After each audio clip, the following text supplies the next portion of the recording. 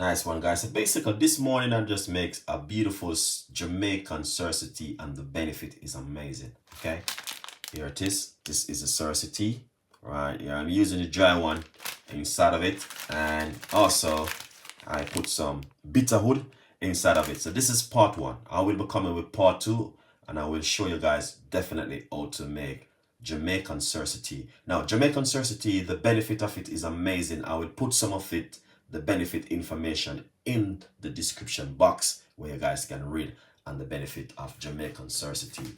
Jamaican Cerassie tea is very good for the blood, very good for certain things in your stomach, and help to cleanse the body also. All right. Now, please keep update. This is part one. I will be coming with part two of the Jamaican Cerassie tea with you guys. All right. Stay tuned with Chef Ricardo Cooking Show. Remember to go to my website, chefricardo.co.uk. Stay blessed.